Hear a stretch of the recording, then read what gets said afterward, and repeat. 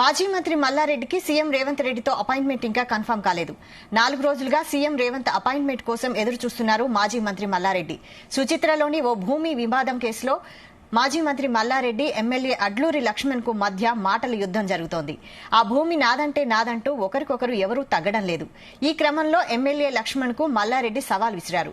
సుచిత్రలోని తన భూమి పత్రాలు ఫేక్ అని నిరూపిస్తే ఎమ్మెల్యే పదవికి రాజీనామా చేసేందుకు తాను సిద్దమంటూ మల్లారెడ్డి ఛాలెంజ్ చేశారు. మరి ఆ భూపత్రాలు సరైనవి అయితే రాజీనామా చేసేందుకు సిద్దమా అని లక్ష్మణ్ కు సవాల్ విసిరారు. ఈ విషయంపై సీఎం ను కలిసేందుకు ప్రయత్నిస్తున్నారు మల్లారెడ్డి. కానీ రేవంత్ మాత్రం అపాయింట్మెంట్ ఇవ్వడం లేదు. ఇదే అంశంపై మరిన్ని డీటెయిల్స్ బ్యూరో చీఫ్ నరేందర్ అందిస్తారు. నరేందర్. రైట్ వైశాలి, ఒక భూ వివాదం ఇప్పుడు రెండు రాజకీయ పార్టీల మధ్య పెద్ద ఇష్యూగా మారింది. మాజీ మంత్రి అదేవిధంగా ప్రస్తుతం ఎమ్మెల్యేగా ఉన్నటువంటి మల్లారెడ్డి, అదేవిధంగా అడ్డూరు లక్ష్మణ్ కాంగ్రెస్ పార్టీకి సంబంధించిన విప్ అదే ఎమ్మెల్యేగా ఉన్నారు.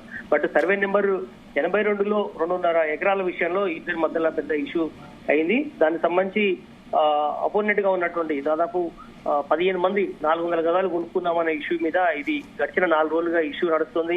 సర్వే కూడా దాకెళ్ళింది. సర్వే రిపోర్ట్ ఇంకా బయటికి పెట్టాల్సి ఉంది. ఇప్పటికే రెవెన్యూ అధికారులందరూ కూడా దీని మీద నిన్న మొన్న అంతా కూడా సర్వే చేసే పనిలో ఉన్నారు. ఇదంతా ఒక ఎత్తైతే మల్లారెడ్డి అపాయింట్మెంట్ కోరుతున్నటువంటి సందర్భం మనం చూస్తున్నాం. గడిచిన 2 రోజులుగా కూడా నేను సీఎం ని కలుస్తాను, రేవంత్ రెడ్డి కలిసి తన విషయాన్ని చెప్తాను, ఎక్కడ నేను తప్పు చేయలేదు, అదే సమయంలో నిజంగా అలాంటి తప్పు చేసి ఉంటే నేను రాజీనామా చేస్తానని మల్లారెడ్డి ఇప్పటికే ఎమ్మెల్యే చెప్పారు. అదే మీరు రాజీనామా చేస్తారంటూ కూడా విప్పు లక్ష్మణ్ ఉద్దేశించి మల్లారెడ్డి ఆయన కూడా సవాల్ చేశారు. ఇది పెద్ద ఎత్తున చర్చకు దారితీసింది. మల్లారెడ్డి మీద ఇప్పటికే ఆయన కాలేజీల విషయంలో కానీ చాలా విషయాలలో సంస్థల విషయంలో ఇప్పటికే ఆయన భూ వివాదంలో కానీ లేదా భూ కబ్జాలకు పాల్పడ్డారు. ఇప్పటికే పలువురు కాంగ్రెస్ పార్టీకి సంబంధించిన గతంలో రేవంత్ రెడ్డి కూడా స్వయంగా చెప్పినటువంటి సందర్భాన్ని మనం చూసాం. అదే సమయంలో ఆయన కాంగ్రెస్ పార్టీలో చేరితే ఇవన్నీ కూడా మాపైతే కూడా ప్రచారం జరిగింది.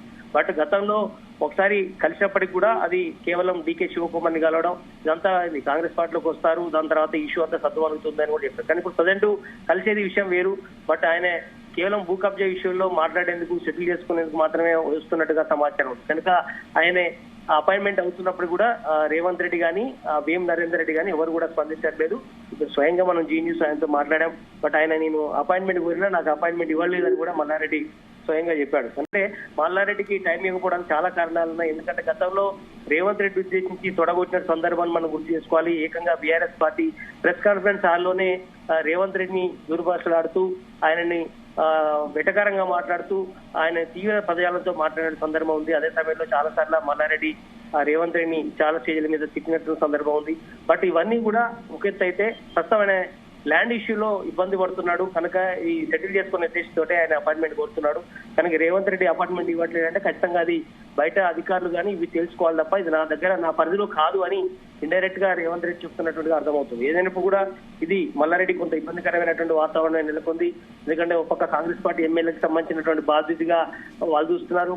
దాదాపు 15 మంది వాళ్ళు ఇప్పటికే మల్లారెడ్డి దాంట్లో ఇబ్బంది పడుతున్నటువంటి సందర్భాన్ని కాంగ్రెస్ పార్టీ వాళ్ళు ఇప్పటికీ వ్యాఖ్యానిస్తున్నారు. కనుక ఏదైనప్పుడు కూడా రేవంత్ రెడ్డి తన పరిధిలో కాదు కనుక నేను వదిలేస్తున్నాను కూడా రేవంత్ రెడ్డి కార్యాలయం నుంచి అందుతున్న సమాచారం. మొత్తానికి ఇది కొంత మల్లారెడ్డికి ఇబ్బందికరమైనటువంటి వాతావరణం ఉంది. ఎందుకంటే గతంలో ఆయన మల్లారెడ్డి రేవంత్ రెడ్డిని ఉద్దేశించి ఆనాడు పిసిసి అధ్యక్షుడు ఉన్నప్పుడు కావచ్చు, ఎమ్మెల్యేగా ఉన్నప్పుడు ఇష్టానుసారంగా మాట్లాడడం ఇదంతా కారణం అని కూడా తెలుస్తుంది. అందుకని ఆయన లైఫ్ తీసుకుంటాడు అర్థమవుతుంది Revanth Reddy. Right, thank you Narender.